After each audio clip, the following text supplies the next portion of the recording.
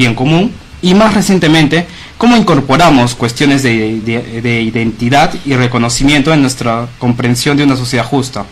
Hoy exploraremos estas preguntas y reflexionaremos sobre cómo abordar estas complejidades en nuestra comprensión de la justicia social.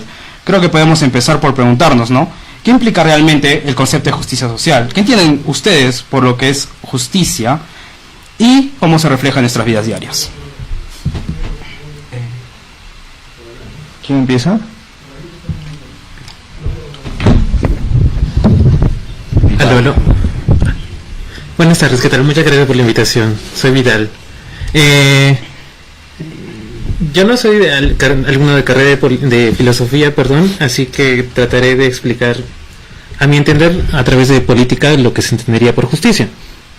Y el problema que tanto nos lleva sobre entender por justicia desde política.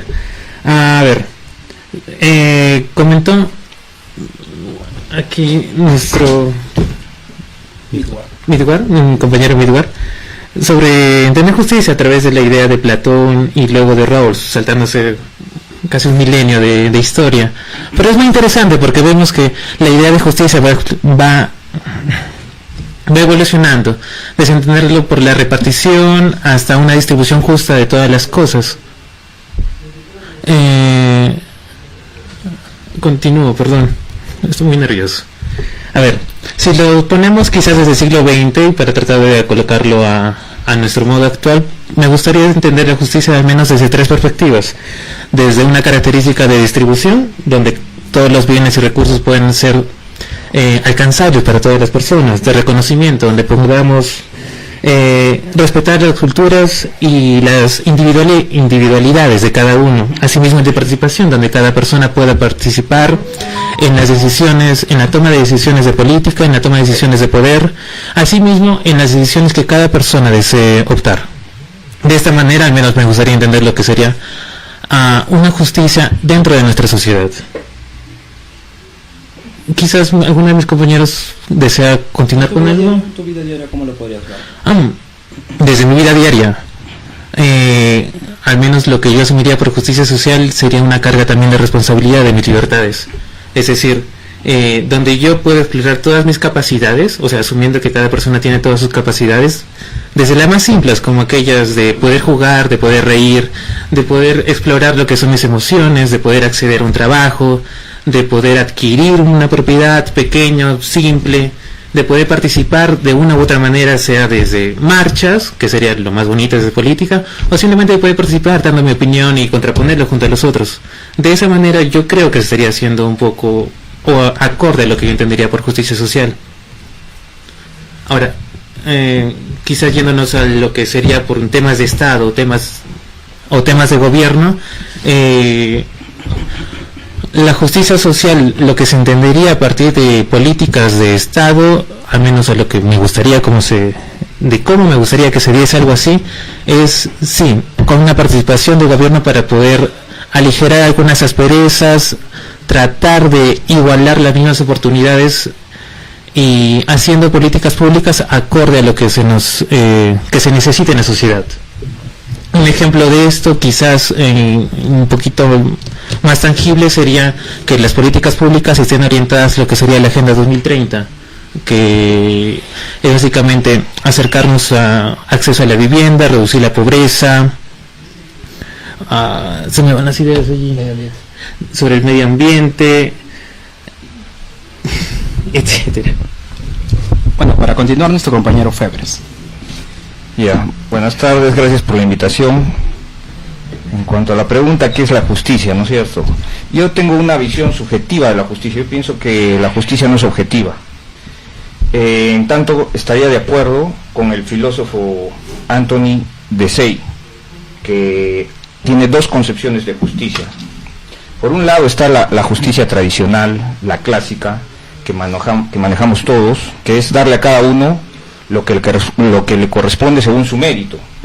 Esta la definió por primera vez Aristóteles y fue la base del Imperio Romano, de lo que es el derecho romano, ¿no? Y también es llamada conmutativa por este filósofo. Ahora, por otro lado está la justicia social, que es darle a cada uno según su necesidad y no su mérito. Es decir, esta segunda va contra el mérito, así como la primera iba contra la necesidad. Entonces acá vemos una lucha, digamos, de opuestos entre la necesidad y el mérito. Ahora, estas dos definiciones de justicia yo las encuentro estrechamente ligadas con lo que es la ideología. Lo que es la justicia tradicional, la clásica, la conmutativa que decía, va más de acuerdo con el pensamiento liberal, que es el individualista, mientras que la segunda, que es la de justicia social, va mucho más emparentada con lo que es la izquierda o el socialismo. O sea, en otras palabras, cuando a mí me hablan de justicia social, yo lo relaciono inmediatamente con el socialismo. O sea, nunca van a encontrar un liberal de acuerdo con la justicia social. Es un oxímoron, eso sería contraproducente. O al revés, ¿no? Sería imposible encontrar un socialista que abogue por la justicia clásica. Entonces, para mí es lo mismo, hablar de estas luchas de justicias es lo mismo que hablar de ideologías, ¿no? Ahora, para mí no está mal, o sea, yo respeto las dos definiciones, porque yo no creo en una definición estática de la justicia, yo más bien creo que va evolucionando. Todas las definiciones en general son dinámicas, y es precisamente a esta lucha de opuestos que el concepto de justicia va a seguir evolucionando. Si no hubieran estas dos definiciones contrapuestas, no habría política, ¿me dejo entender? O sea, ¿cuál sería el chiste de la política si es que no van a haber dos posiciones que en lucha de opuestos se contradigan, ya sea mediante conflicto o mediante acuerdos, por una de las dos vías? Es que va evolucionando y así se va dando la política, ¿no?, en la sociedad. Me parece muy interesante lo que comenta el compañero Febres, y nos ha dado el aporte de dos principios, ¿no? La redistribución y básicamente el mérito. Con esto puedo dar paso a mi compañero Alay.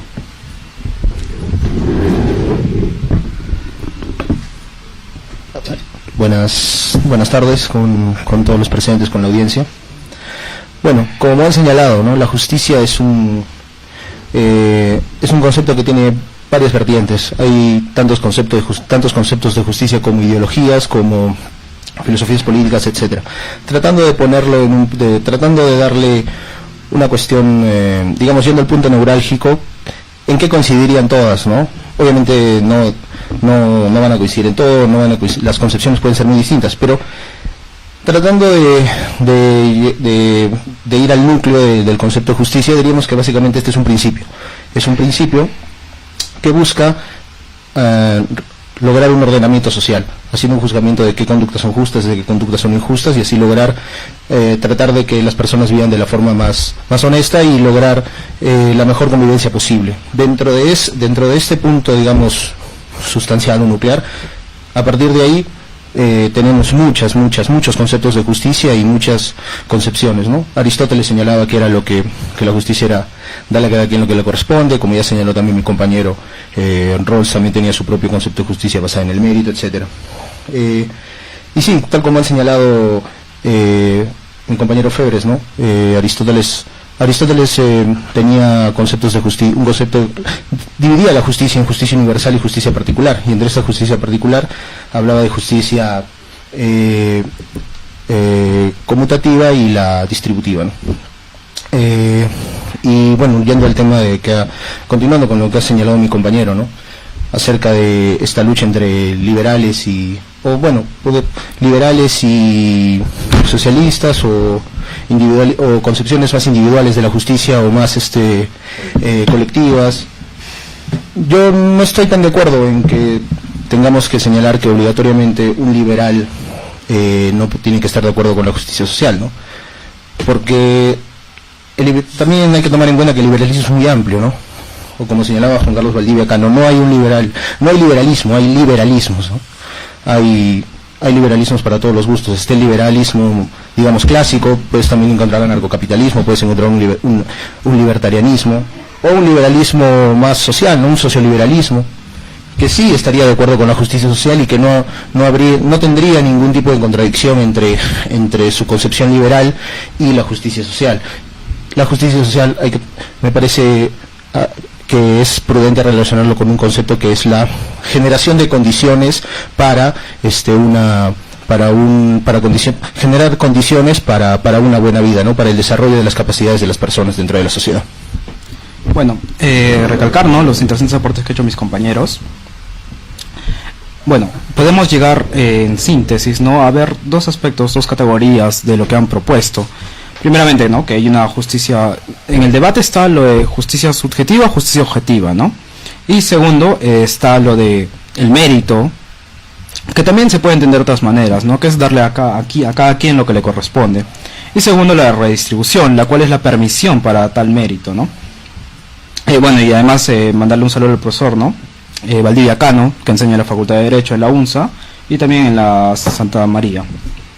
Bueno, para pasar al siguiente segmento, siguiendo lo que están conversando mis compañeros, ¿no?, vamos a preguntarnos, entonces, ¿qué es la igualdad de oportunidades contra la igualdad de los resultados?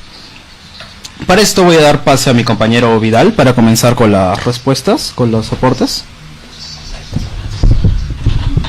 Perdón, ahí tengo una duda respecto, porque no llego a entender bien a qué se refieren con igualdad de oportunidades o igualdad de resultados. No sé si puedas darme una pequeña idea un poquito más desarrollada. Bueno, igualdad de oportunidades, siguiendo lo que ya comentaron mis compañeros, ¿no?, de la redistribución. ¿Para qué? Para que se vea básicamente el mérito, que cada persona al momento de hacer una acción estén equiparados en las mismas oportunidades que el resto, ¿no? Y si la igualdad en realidad se da en ese punto inicial, o en realidad la igualdad está en el punto final, en la igualdad de resultados, ¿no? No sé si te queda más claro. A ver, al menos la primera sección creo que más nos orientamos a un repaso de ideas y de filosofía política, lo cual ahí voy a patinar totalmente. Y en esta segunda sección creo que va a ser similar.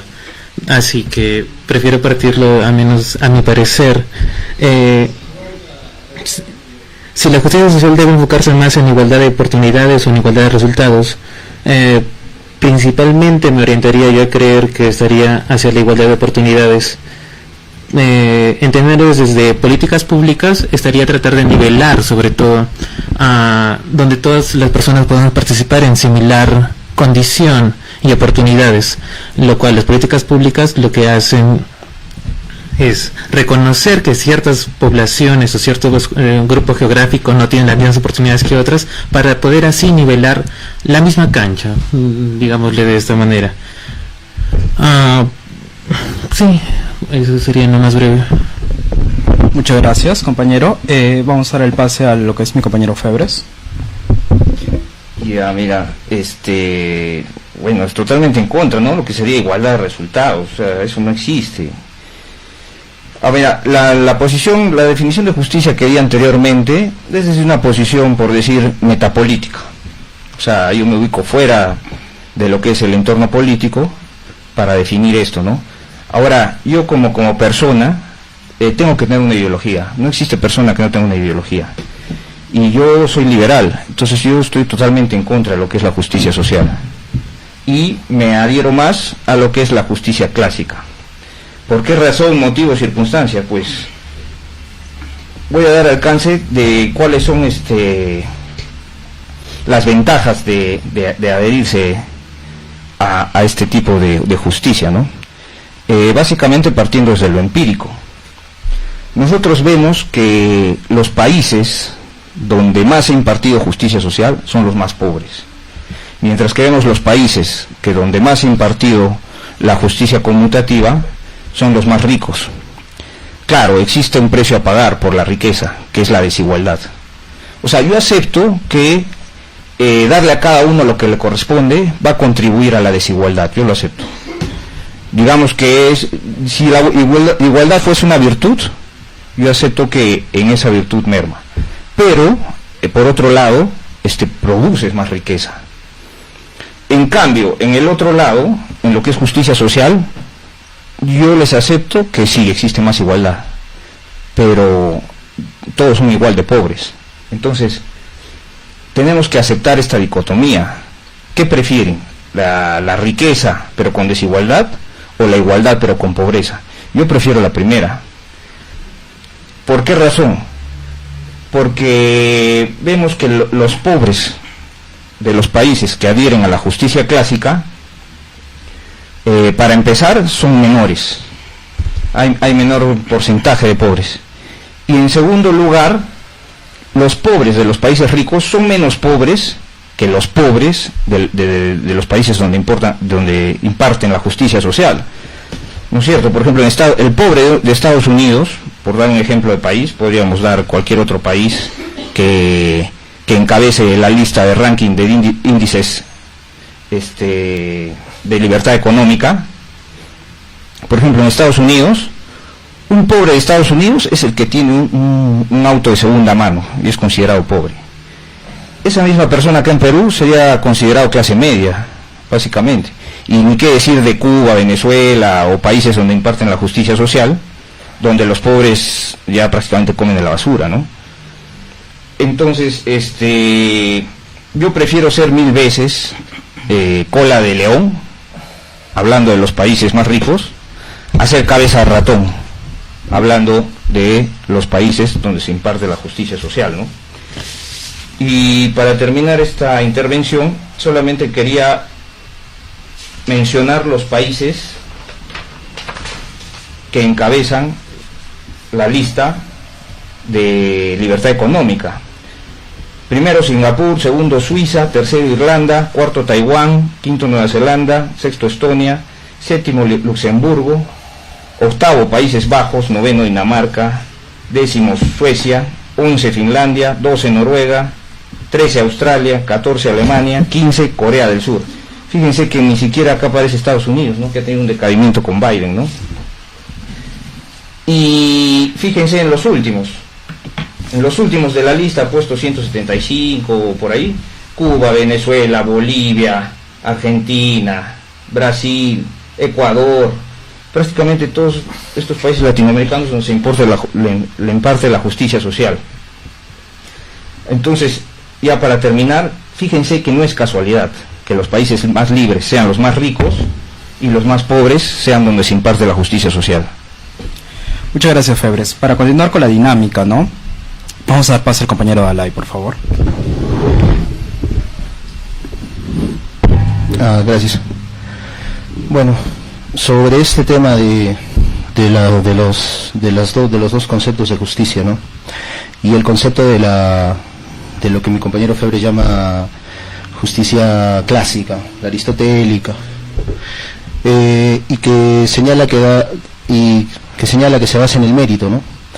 Pero también yo haría el análisis de si realmente podemos hablar de mérito, porque el mérito se basa en destacar en base a la competencia, que también es parte neurálgica de lo que es una filosofía liberal o una economía liberal, ¿no? Pero realmente podemos hablar de mérito cuando todas las personas no tenemos condiciones más o menos parecidas, porque se supone que para competir, para que alguien pueda destacar dentro de una competencia y para realmente hablar de mérito, se supone que todos debemos partir desde puntos similares en la competencia, ¿no? En la carrera. Si una persona parte desde mucho más abajo, o desde mucho más abajo en esta carrera, parte en desventaja, ¿no? Entonces, realmente podemos estar hablando de mérito cuando no se parte la carrera desde el mismo punto. Relacionado a lo que han señalado sobre los datos empíricos, ¿no? El índice de libertad económica se llama índice de libertad económica, pero no solo toma cuestiones económicas, también toma cuestiones políticas, es decir, democracia, libertad de expresión, etcétera. Entonces, yo creo que lo más apropiado es llamarlo índice de libertad, no tanto de libertad económica. Y también hay que analizar el índice de Gini. El índice de Gini es el índice que analiza la desigualdad. No necesariamente una sociedad va a ser más próspera mientras más desigual sea, porque en el índice de Gini vemos que las sociedades más igualitarias del mundo no necesariamente son Venezuela o Cuba o Corea del Norte, sino que vemos que son los países como Eslovaquia, República Checa, son las sociedades más igualitarias del mundo, según el índice de Gini, y son sociedades que tienen libre mercado, pero obviamente también tienen un Estado regulador. Y también sobre lo que se señala, ¿no? De lo que los países con libertad de mercado, con más libertad económica, son los países que más desarrollo tienen, pero también son países que tienen una presión tributaria muy alta. Por ejemplo, ¿cuáles son los países con mayor carga de presión tributaria? Son, así como ha señalado mi compañero, son Nueva Zelanda, Canadá, los países escandinavos. Entonces va de la mano, creo. Así como hay una libertad económica, también hay una presión tributaria fuerte que aplica lo que es la justicia distributiva, ¿no? Dar condiciones para que todas las personas puedan desarrollarse. Un estado de bienestar, lo que se llama.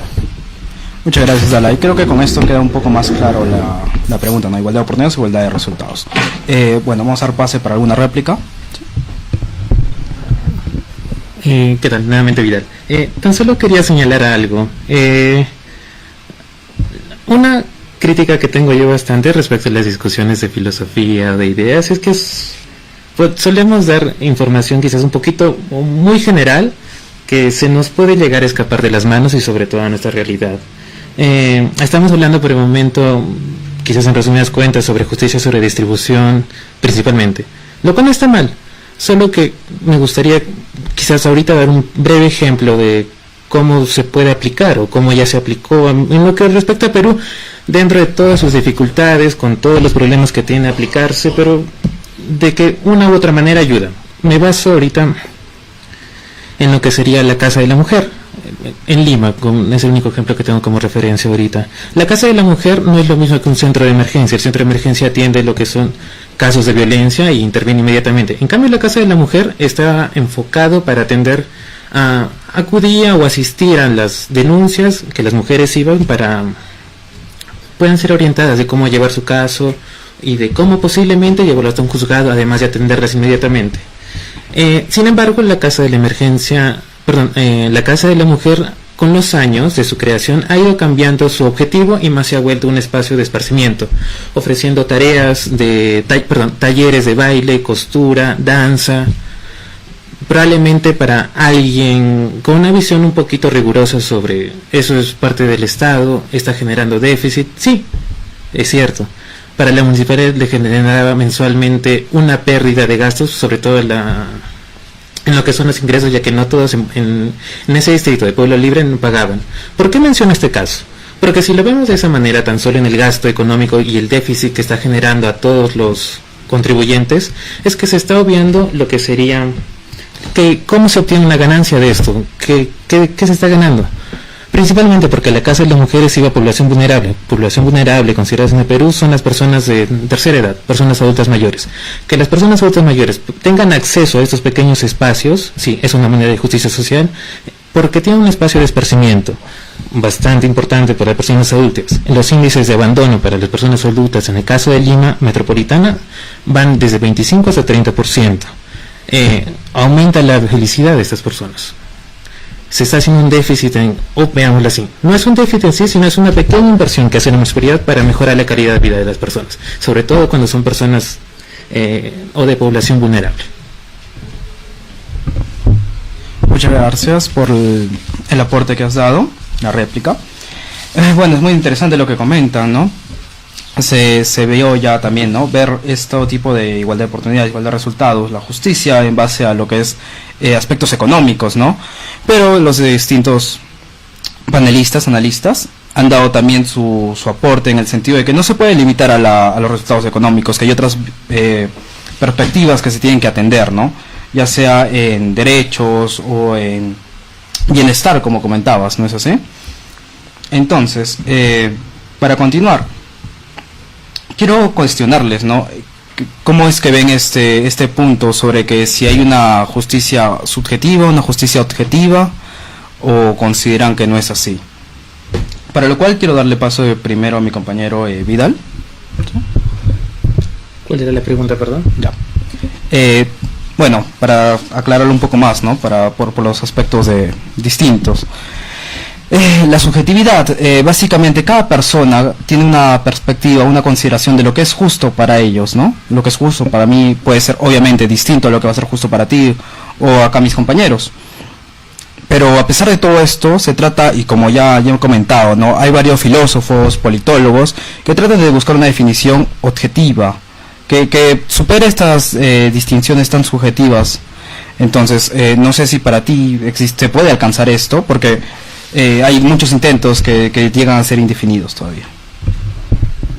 A ver, sí, para empezar, sí es un problema, no es parte, creo que es parte de la pregunta, es un problema las diferentes maneras de entender la justicia, porque según las distintas formas de entenderlas vamos a aplicarlas de diferente manera, o tan solo nos vamos a ver en desde una sola perspectiva. En el caso, si es que nos vamos al ámbito económico, quizás desde Rawls tan solo veríamos el aspecto redistributivo, pero viendo también en filosofía política, y si nos vamos con Nussbaum, veríamos el aspecto de reconocimiento, el aspecto de las capacidades de cada persona, y es hacia donde más yo me oriento.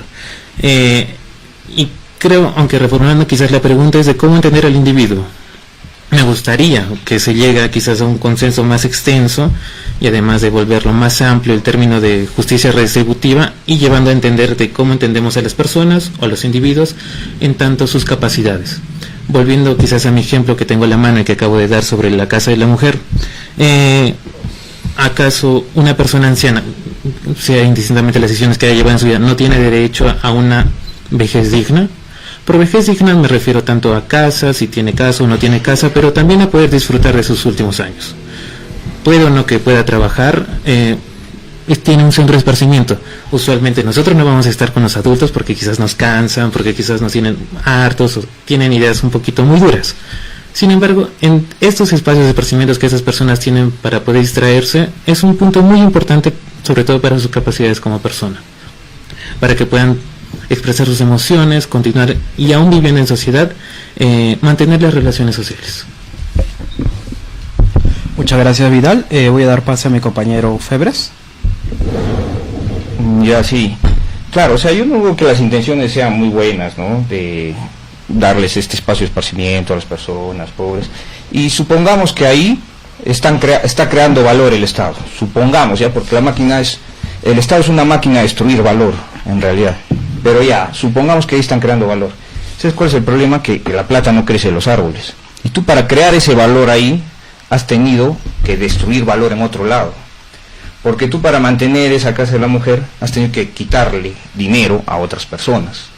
Y esas personas, ese dinero que lo han podido invertir también en una casa de la mujer o algo por el estilo, porque eso se puede dar perfectamente en lo privado, has tenido que destruir el valor que ellos iban a hacer para crear este otro valor, ¿no? Suponiendo que sea crear valor. Porque, como te digo, el Estado es una máquina de desperdiciar, de robar. O sea, los políticos, yo no respeto a los políticos porque yo no conocí un político honrado, la verdad. Eso por un lado. Y por el otro, es que son absolutamente ineficientes. ¿Por qué? Porque la plata que ellos gastan no es la de ellos. Cuando uno gasta su propio dinero, se preocupa en utilizarlo eficientemente o gastarlo de manera eficiente, ¿no es cierto? Cuando tú vas con tu plata de viaje, te vas en un avión económico. Cuando un político se va de viaje, se va a ir en un charter. ¿Por qué? Porque no es su plata, no le interesa. Esa es plata de los contribuyentes. Entonces, ese es el problema que yo veo con la justicia social. Ahora, yo estoy dispuesto a ceder un poco, ¿no? Digamos, en lo que se refiere a igualdad de oportunidades, ¿no? Entonces, aquí llamamos igualdad de oportunidades, por ejemplo, a que todos tengan la educación garantizada. Ya, te lo compro. ¿Qué más quieres? ¿Salud? Ya, te lo compro. Todos van a tener la salud garantizada. Pero ese es mi límite. Ya cuando utilizas el dinero de los contribuyentes para nimiedades, vale decir, qué sé yo, pongámonos, es que lo que pasa es que las necesidades son infinitas. Y otra cosa, esto es discrecional también, o sea, ¿cómo un político va a decidir destinar este dinero para la casa de la mujer o para otros fines? Que yo estoy seguro que hay necesidad en muchas partes. Entonces todo a las finales se somete a la discrecionalidad del político. Y ahora, el político, ¿cómo sabe gastar eficientemente ese dinero? Es imposible. Eso por un lado, ¿no? Y por el otro, es que se despilfarra. Vemos que el Estado en diversas empresas tiene déficit y no les interesa un pepino. ¿Por qué? Vuelvo a repetir, porque el dinero no es de ellos. Más está en sostener la corrupción y otros fines. Entonces, cuando un proyecto es deficitario, ¿qué es lo que hacen? Agarran dinero de otras partidas y lo destinan a lo mismo, y se sigue manteniendo esa corrupción y ese despilfarro, ¿no? Muchas gracias, Febres. Dalai. Bueno, para continuar con el tema, ¿no? Sobre lo que ha señalado, ¿no? Gonzalo, de que obligatoriamente para darle a uno tienes que quitarle a otro, bueno, claro, pero es algo que ya se hace ahora. Entonces, si tomamos ese concepto de que no se puede quitar dinero a una persona para darle a otra, entonces básicamente no tendría que existir ningún tipo de cobro de impuestos, no tendría que existir ninguna política tributaria. ¿Y cuáles son los países con menor política tributaria? Son sociedades africanas subdesarrolladas. Entonces, de alguna manera, creo que a lo largo del tiempo se ha llegado a un consenso, a un contrato social, vemos los contractualistas, etcétera, de que sí es necesario, de alguna manera, cobrar un impuesto, como señala mi compañero, quitarle uno para darle a otro, para generar un tipo de bienestar a personas menos favorecidas. Yo creo que el punto no está en eso, sino en cuánto. Y sí, estoy de acuerdo en que se tiene que hacer para salud, educación y otros fines, pero creo que la discusión no debería estar en que esto no se puede hacer porque hay que quitarle a uno para darle a otro, sino eso ya se hace bueno, alguien podría salirse de una sociedad y vivir en una sociedad sin Estado, pero así como no hay una sociedad que haya prosperado sin mercado, tampoco hay una sociedad que haya prosperado sin un Estado que regule. Entonces creo que más la discusión no debería ser tanto si está bien quitarle para darle a otro, sino cuánto del porcentaje que se produce en el país, cómo, o sea, qué impuestos y para qué, o sea, en qué se va a utilizar. Y bueno, regresando al tema de la justicia objetiva y subjetiva, ¿no? Que era la pregunta que señaló Milward. Yo creo que la justicia evidentemente tiene puntos subjetivos. Vemos que en cada cultura, diferentes filósofos, diferentes politólogos, diferentes culturas han tenido distintos conceptos de justicia, pero también creo que tiene un punto objetivo, y eso es un libro muy interesante que es El cerebro moral, de Churchland, que habla de cómo biológicamente tenemos ciertos valores morales predeterminados. Entonces, ese libro es bastante interesante y nos señala cómo, si bien es cierto, la justicia tiene cuestiones subjetivas, que serían ya, digamos, las sociales. En cada cultura, en cada sociedad hay diferentes concepciones de justicia. También todas estas parten de un núcleo biológico en el cual todas las personas de alguna manera inherentemente tenemos conceptos de que es malo robar, de que es malo quitarle a otra persona algo suyo, de que es malo matar, etcétera. Por eso vemos que hasta en las religiones, ¿no?, que también tienen ciertas concepciones de justicia, como si bien es cierto, son distintas, tienen ciertos puntos en común. Esos puntos en común serían ese núcleo neurálgico que viene de la biología, que señala Churchland en el cerebro moral, ¿no? Me parece bastante interesante. Muchas gracias, Dalai, ¿no? Bueno, y justamente con lo que ustedes comentan, podríamos pasar también a la siguiente pregunta, ¿no? Hemos visto que cada estado apunta a dos cosas, ¿no? El compañero ya comentaba, ¿no? Pero, bueno, a mi parecer particular, no creo que lo podría polarizar, ¿no?, entre que unos estados, por más de que su ideología sea de cierto aspecto, se vaya a limitar a derechos individuales o al bien común. Creo, bueno, para mí, ¿no?, que todos los estados conllevan estas dos perspectivas. Aportar más, ¿no?, darle más valor quizás a los derechos individuales o velar más por el bien común. Ahora, quizás alguno pueda de alguna manera confluir estas dos oposiciones, ¿no? Con lo cual creo que esa es la siguiente pregunta más oportuna. Preguntarles, ¿no?, en este versus, básicamente, ¿no? O bueno, quizás alguno, como ya dije, lo pueda confluir sobre derechos individuales o el bien común, ¿no? si nos podrían dar pase a esto. Comenzaría con Vidal, por favor. A ver si entendí. Entonces, la pregunta va si es que hay una dicotomía, y si es que hay un enfrentamiento entre bien común o bien individual. La verdad, a menos en mi visión no lo veo así, no tendría por qué haber una suerte de rencilla entre si es derechos para individuales o derechos para el bien común. Creo que van de la mano. A ver.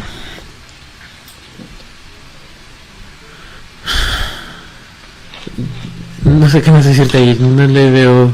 ¿Podrías decir por qué? ¿Por qué consideras eso?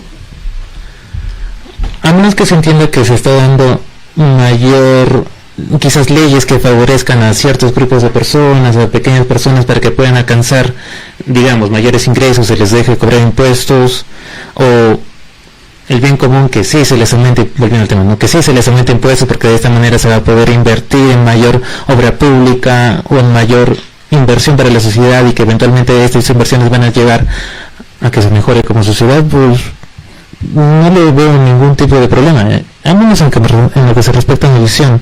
No tiene por qué ser dicotómico dentro de mis propios objetivos y responsabilidades, o dentro de mis capacidades por vivir, por querer jugar, por querer explorar lo que son mis sentimientos, por lo que es explorar mis intereses, por ver una muy buena película. No tiene por qué afectar, creo, a nadie más. Ahora, si lo vemos de lo que es Estado, lo que son políticas, siempre se actúa por el bien común, y no con esto quiere decir que voy a quitarle derechos a los demás. Poniéndome quizás en un ejemplo de caricatura, que es decirle a cierto grupo de personas le vamos a dar una ley para que tengan, por ejemplo, en lo que respecta a la paridad, para que tengan participación dentro de las elecciones o tengan participación dentro de puestos de poder, como sería en el caso de mujeres, ¿no? Que se está haciendo en el Congreso de una ley de paridad para que tengan mayor representación de 30 o 20%. Por ejemplo, yo no le veo ningún inconveniente. Después de todo, ese tipo de acciones o tipo de ley está tratando de corregir alguna distorsión, que es la menor representación que tienen las mujeres. Ahora, con esto se puede discutir, se puede criticar que eso no me va a asegurar una mejor representación o un mejor trabajo que me haga un varón o una mujer. Sí, en efecto, no nos asegura eso, pero creo personalmente es un buen intento por querer corregir esta distorsión, al menos de parte del Estado. Muchas gracias. ¿Podrías continuar, Febres? Yo creo que ella has dado con el punto, ¿no? Contraponer el individuo contra la colectividad, digamos. Y yo pienso que sí, o sea, ahí lo que conviene a uno no le conviene al otro. Y yo creo que este es el meollo del asunto, porque la justicia social se preocupa por el colectivo en merma del individuo, mientras que la justicia conmutativa o la tradicional que habíamos mencionado, que es darle a cada uno lo que le corresponde según su mérito, ahí le da prioridad al individuo por sobre el colectivo. Entonces es por eso que yo entiendo que estas dos concepciones son oposiciones. ¿Y en qué manera, no llevado a lo práctico, en qué manera lo que beneficia al colectivo perjudica al individuo y viceversa? Por ejemplo, igualdad de derechos ante la ley, ¿no es cierto? Ahí partamos de esa base. Entonces, todos pagan impuestos, ¿no es cierto? Porcentualmente, digamos, IGB 18%, por decir. Ya, ¿cuál es el problema cuando llevamos la justicia social al extremo? Que agarran y te ponen impuestos progresivos. ¿Cuáles son los impuestos progresivos? Cuando tú ya abandonas lo porcentual y agarras y dices que los ricos paguen nuevos impuestos. Entonces, a las finales los ricos terminan pagando ya no 18%, sino más, ¿no es cierto? Por ejemplo, las empresas, impuesto a la renta, ya 28% en total. De ahí pones impuesto, qué sé yo, a las propiedades, impuesto vehicular, y así ese impuesto progresivo termina destruyendo lo que es la industria. Entonces ahí tienes un claro ejemplo de que esta justicia redistributiva o esta justicia social, por velar por el bien común, porque supuestamente esa plata después la van a destinar a los pobres, terminan perjudicando al individuo. Y también se da la relación inversa, que es que lo que al individuo le beneficia termina perjudicando a la comunidad, ¿no? Ahora, yo quería aclarar un punto que mencionó Dalai, que era que los países ricos, tipo Suecia o los nórdicos, también tienen impuestos altos. O sea, yo quiero aclarar que estos países, para llegar a esa posición de ser potencias, de ser ricos, primero han empleado políticas liberales, vale decir, impuestos bajos. Es recién ahora que ya se asentaron como potencia, que empiezan a redistribuir, y entonces ahí recién suben los impuestos, y es ahí que paran de crecer, justamente. Entonces, yo sigo manteniendo esta posición de que si tú quieres ser un país rico, no puedes priorizar la justicia social. De hecho, te vas a ir a la igualdad, pero de hecho te vas a empobrecer poco a poco. Muchas gracias, Febres. Dalai, por favor. Bueno, sobre lo que han señalado respecto a que primero los países prósperos primero tienen que cobrar pocos impuestos y después, una vez que hayan sido potencia, podrán empezar a redistribuir. Bueno, bajo esa premisa, los países con menos presión tributaria del mundo tendrían que ser los países que más están creciendo, ¿no? Si buscamos el ranking de los países que menos impuesto cobran de acuerdo a su PBI, vemos que son básicamente países de África, ¿no? Entonces ellos tendrían que estar creciendo a tasas alucinantes, y no necesariamente es así. Los países nórdicos, los países que hoy tienen un estado de bienestar, sí, obviamente. Si tú no tienes si tú todavía no eres un país rico, obviamente es insensato, digamos, tener una presión tributaria del 40% como tienen hoy, pero nunca llegaron a niveles de una presión tributaria baja, como por ejemplo países de Latinoamérica. Perú tiene una presión tributaria del 16%. Los países escandinavos o nórdicos nunca llegaron a ese nivel de presión tributaria, siempre han tenido una presión tributaria del 25%, 22% en su peor momento. O sea, en su peor momento igual cobraban más impuestos que nosotros hoy. Y han seguido creciendo. Bueno, no me parece que haya por ahí. Yo no veo sinceramente que hay un conflicto, regresando al tema, entre lo colectivo y lo individual, siendo que debería haber, o que a los países que mejor les va son los que logran una sinergia entre ambos, ¿no? No necesariamente tiene que haber una contraposición entre lo colectivo y lo individual. Respecto a, no sé qué, no recuerdo qué más señalaron, que, bueno, algo que me pareció interesante, ¿no? Es cuando señalaron que en la casa de la mujer, que era el ejemplo que puso Vidal, igual la podrían hacer los ricos. Bueno, creo que la evidencia muestra que no va a ser así, o no necesariamente va a ser así. Por algo existe el Estado. O sea, no los ricos con todo su dinero van a ir a poner una posta en el lugar más recóndito del país. Y si lo hacen, lo hará uno, pero si lo dejamos a la libre posibilidad, no lo van a hacer todos, y eso va a generar un déficit mayor.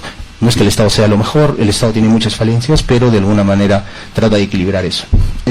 Respecto a los impuestos progresivos, las sociedades más desarrolladas son las sociedades que más impuestos progresivos también cobran.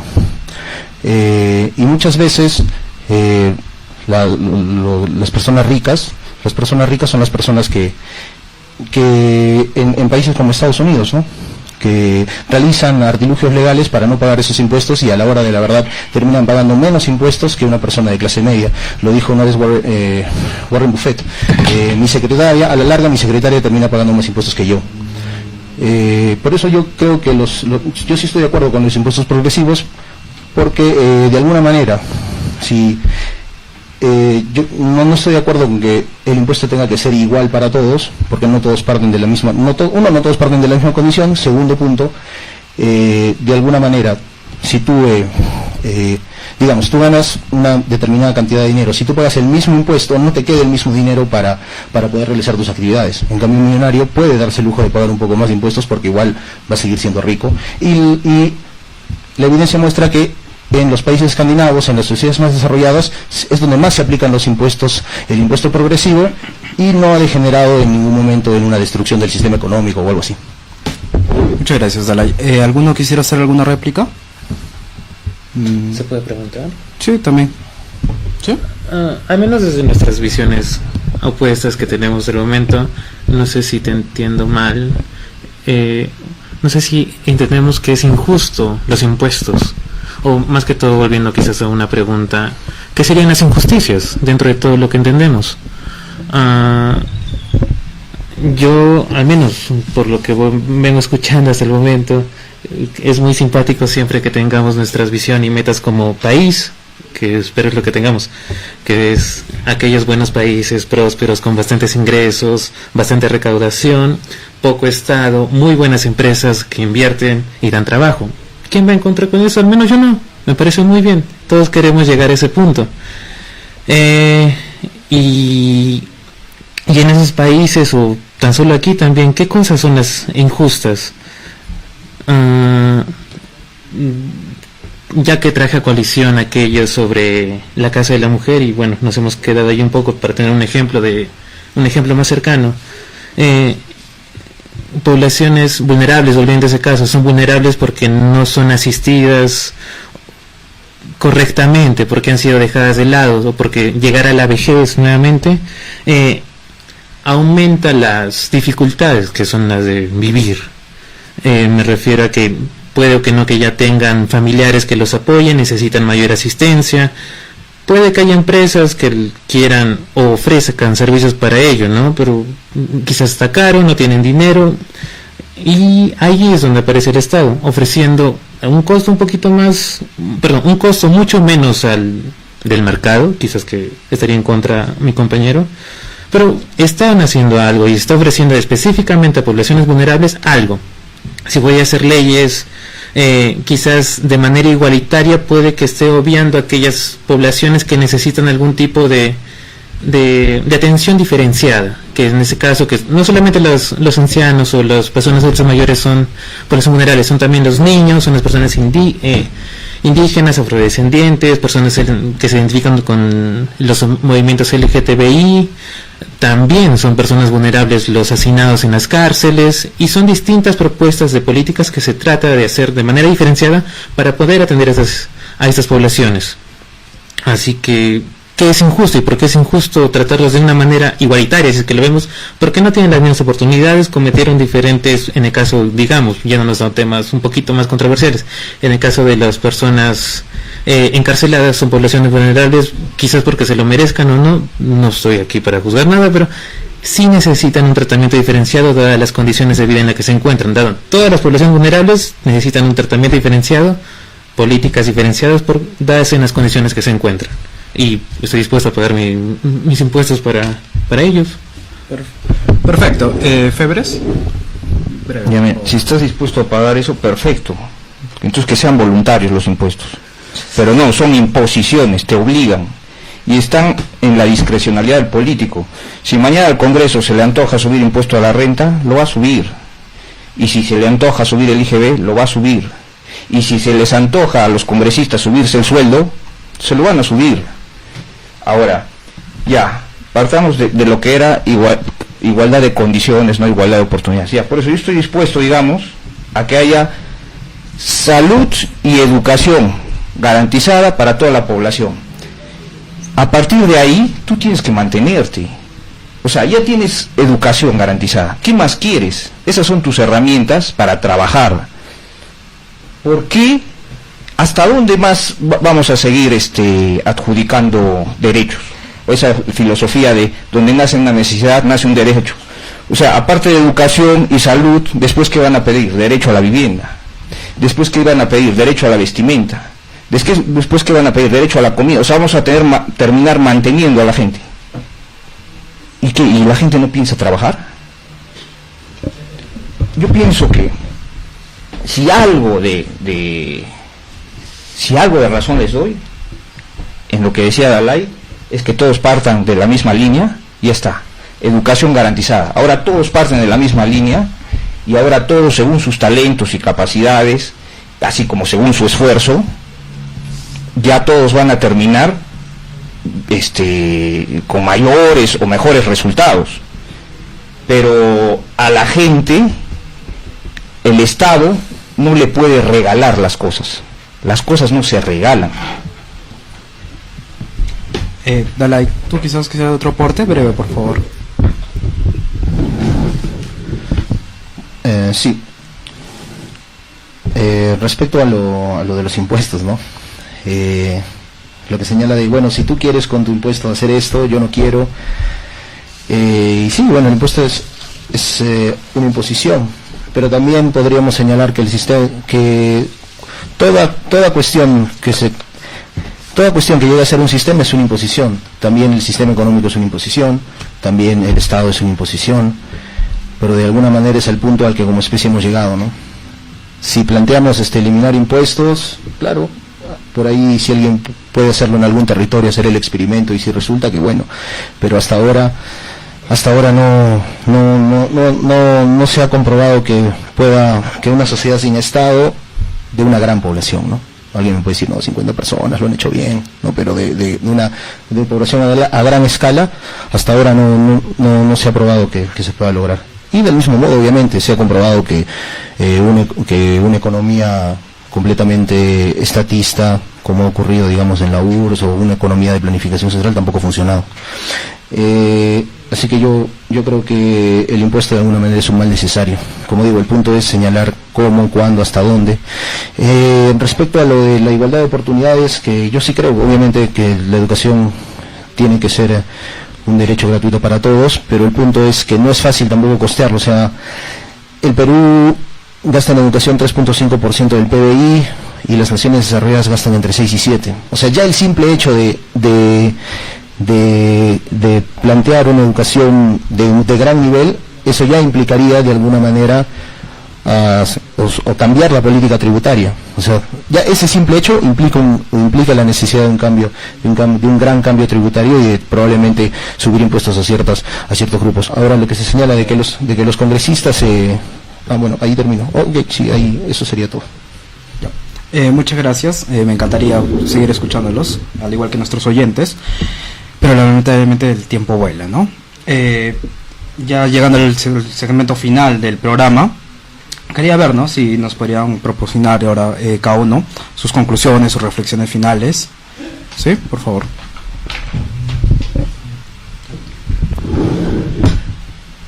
Bueno, sobre la justicia, ¿no?, que era el tema. Hemos llegado ahora a la conclusión de que básicamente existen dos tipos de justicia: la conmutativa, que es la clásica, la que defiende Gonzalo, y la distributiva. Yo creo que ambas de alguna manera son necesarias, y no creo que haya necesariamente una contradicción entre ambas. Creo que podemos y debemos fundar nuestra política y nuestras políticas públicas en ambas.